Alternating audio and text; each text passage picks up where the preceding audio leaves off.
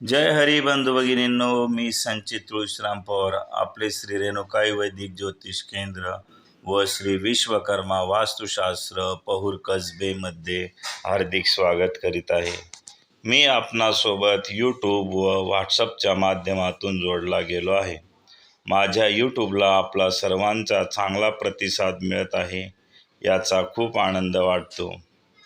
आज आपल्यासाठी घेऊन येत आहे नवीन व्हिडिओ की ज्यामध्ये आपण ऐकू शकणार, बघू शकणार व वाचू शकणार आहात। चला तर मग बघूया आजचा नवीन व्हिडिओ। श्री हनुमान हा भगवान श्रीरामांचा निष्ठावान सेवक।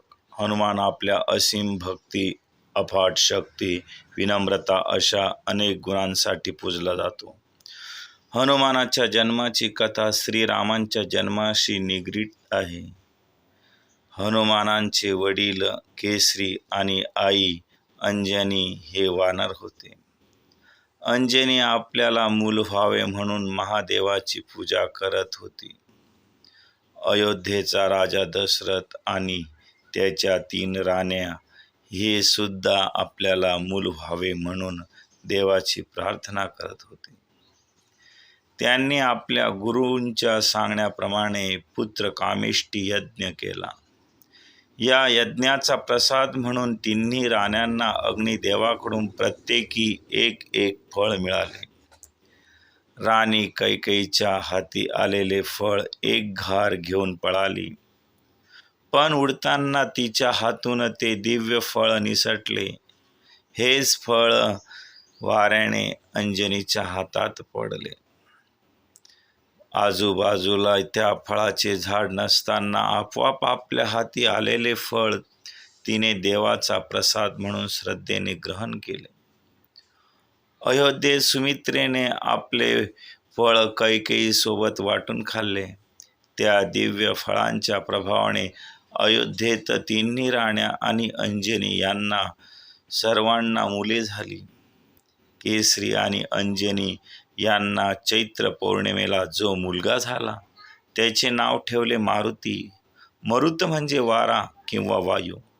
वाऱ्यामुळे म्हणजेच वायुदेवाच्या शक्तीमुळे ते फळ अंजनीच्या हातात आले, त्यामुळे मारुतीला वायुपुत्र असेही म्हणतात।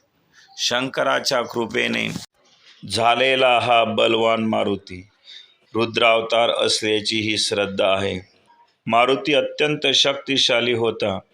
एक दिवस सूर्य उगवताना त्याचे तांबडे सूर्यबिंब पाहून मारुतीला ते सुंदर पिकलेले फळ वाटले आणि त्याने सूर्याच्या दिशेने झेप घेतली। त्याला अडवायला देवांचा राजा इंद्र याला आपले वज्र वापरावे लागले। या वज्र प्रहाराने मारुतीच्या हनुवटीला लागले, त्यामुळे ती थोडी वाकडी झाली। त्यामुळे मारुतीचे एक नाव हनुमान असेही पडले। मारुतीची अनेक नावे किंवा बिरुदे आहेत। केसरीचा मुलगा म्हणून केसरीनंदन, अंजनीचा मुलगा असल्यामुळे आंजनेय, वायूच्या कृपेने झाल्यामुळे वायुपुत्र, बजरंग, हनुमंत अशी इतर नावे सुद्धा आहेत। श्रीराम, सीता आणि लक्ष्मण वनवासात असताना सीतेला राक्षस राजा रावणाने पळवून लंकेला नेले। श्रीराम लक्ष्मण सीतेच्या शोधात असताना हनुमानाशी भेट झाली। इथून पुढे हनुमानाने सीतेचा शोध घेणे, रावणाशी लढाई आणि पुढे आयुष्यभर रामाची मनापासून सेवा केली।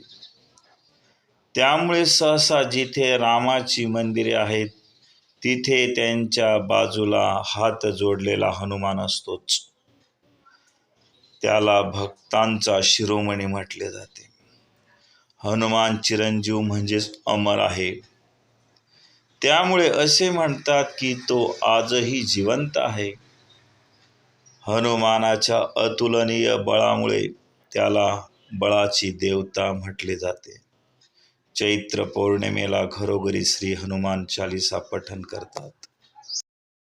बंधू भगिनींनो, आपणास व्हिडिओ आवडला असेल तर लाईक व सबस्क्राईब करायला मुळीच विसरू नका। व्हिडिओ बघितल्याबद्दल धन्यवाद।